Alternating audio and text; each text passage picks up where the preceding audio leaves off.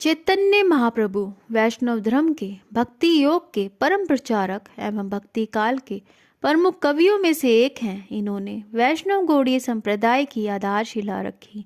इन्होंने 32 अक्षरीय महामंत्र दिया था, जो आज भारत ही नहीं पूरे विश्व में लोकप्रिय है। और वह महामंत्र है हरे कृष्ण कृष्ण कृष्ण हरे हरे, हरे राम राम राम हरे हरे। उनके द्वारा प्रारंभ किए गए महामंत्र नाम संकीर्तन का अत्यंत व्यापक व सकारात्मक प्रभाव आज पश्चिमी जगत तक में है। यदि गौरांग ना होते तो वृंदावन आज तक एक मिथक ही होता। वैष्णव लोग तो इन्हें श्री कृष्ण का राधा रानी से संयोग का अवतार मानते हैं। गौरांग के ऊपर बहुत से ग्रंथ लिखे गए हैं, जिनमें से प्रमुख हैं श्री कृष्णदास कविराज गोस्वामी विचरित चैतन्य चरितामृत। चैतन्य चरितामृत के अनुसार श्री चैतन्य महाप्रभु का जन्म होली के दिन 18 फरवरी 1486 में हुआ था। फागुन शुक्ल पूर्णिमा को पश्चिम बंगाल के नवदीप नदिया नामक गांव में हुआ था, जिसे अब मायापुर कहा जाता है। इनका जन्म संध्या काल में सिंह लग्न में चंद्र ग्रहण के समय हुआ था। विद्वान ब्राह्मणों ने उनकी जन्म कुंडली के ग्रह उस समय उपस्थित शगुन फलादेश को करते हुए भविष्यवाणी की थी कि यह बालक जीवन पर्यंत हरि नाम का प्रचार करेगा। गौर वर्ण का होने के कारण गौरांग भी कहा जाता रहा है। इन्हें गौरहरि, गौर सुंदर, गौरांग आदि नामों से जाना जाता है। इनके पिता का नाम जगन्नाथ मिश्र व माँ का नाम शची देवी था। एक दिन की बात है, बालक के स्वभाव की जांच करने के लिए इनके पिता ने इनके सामने खिलौने, रुपए और भगवत गीता रख दी और बोले, बेटा इनमें से कोई भी एक चीज उठा लो। बालक ने भगवत गीता उठाई। पिता तुरंत समझ गए कि आगे चलकर यह बालक भगवान का बहुत बड़ा भक्त बनेगा। एक दिन एक ब्राह्मण निमई के घर आए।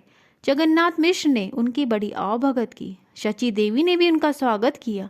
ब्राह्मण ने अपने ही हाथों से खाना बनाने का फैसला किया।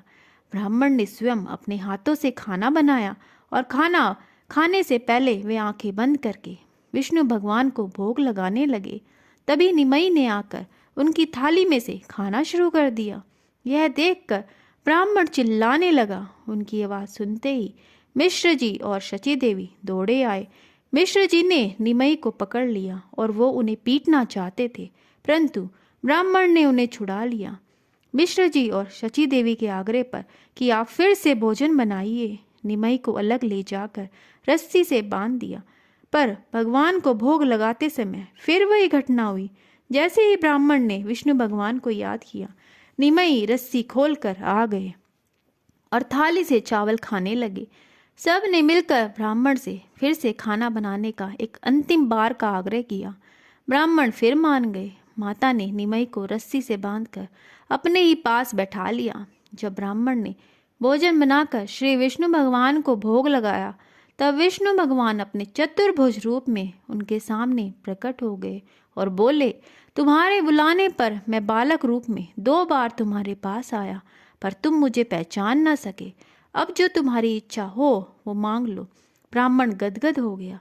बस मुझे यही वर दीजिए कि आपकी मूर्ति सदा मेरे हृदय में बसी रहे। उसने बस इतना ही कहा। भगवान विष्णु ने कहा, ऐसा ही होगा। ब्राह्मण ने फिर भोजन किया और वह अंदर निमई को देखने के लिए गए। हालांकि निमाई सो रहे थे। ब्राह्मण ने मन ही मन उन्हें प्रणाम किया और अपने घर लौट गए। एक बार बचपन में चैतन्य महाप्रभु को सोने के गहनों से बहुत सजाया गया था। जब भगवान अपने घर के बाहर खेल रहे थे तो सड़क से गुजर रहे चोरों ने मौका देखकर उन्हें लूटना चाहा। इसलिए उन्होंने उसे अपने कंधे पर ले लिया और उसे कुछ मिठाइयाँ खिलाकर प्रसन्न किया। चोरों ने सोचा कि वे बच्चे को जंगल में ले जाएंगे और फिर उसे मारकर आभूषण लूट लेंगे। तब भगवान ने चोरों पर अपनी मायावी शक्ति का विस्तार किया, इतना कि वे जंगल में ले जाने की बजाय वापस उनके घर के सामने आ गए। यह कुछ और बार जारी रहा। जब उन्हें इस बात का एहसास हुआ तो वे डर गए, क्योंकि जगन्नाथ मिश्र के घर के सभी लोग और उस क्वार्टर के सभी निवासी बच्चे को खोजने में व्यस्त थे। अतः चोरों ने इसे खतरनाक समझकर उसे छोड़ दिया। बच्चे को माँ शची देवी के पास लाया गया, जो बहुत चिंता में थी, और उन्हें देखकर वह संतुष्ट हो गई।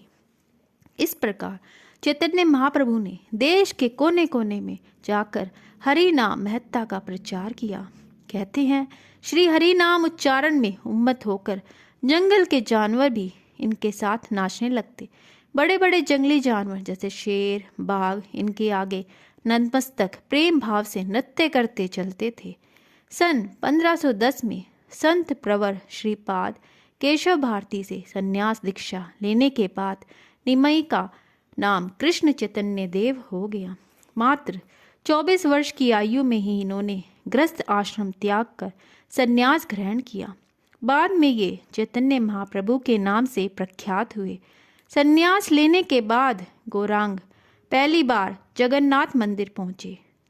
तब भगवान की मूर्ति देखकर ये इतने भाव विभोर हो गए कि उन्मत्त होकर नृत्य करने लगे और मूर्छित हो गए।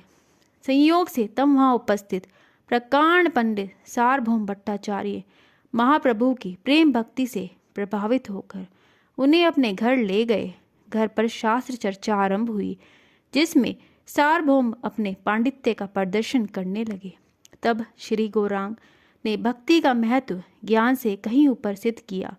वह उन्हें अपने षड्भुज रूप का दर्शन कराया। सार्वभौम तभी से गौरांग महाप्रभु के शिष्य हो गए और वह अंत समय तक उनके साथ रहे। पंडित सार्वभौम भट्टाचार्य ने गौरांग की शत सोलंकी स्तुति रची, जिसे आज चैतन्य शतक नाम से जाना जाता है। चैतन्य महाप्रभु संन्यास लेने के बाद नीलांचल चले गए। इसके बाद दक्षिण भारत के श्रीरंग क्षेत्र व सेतुबंद आदि स्थानों पर भी रहे।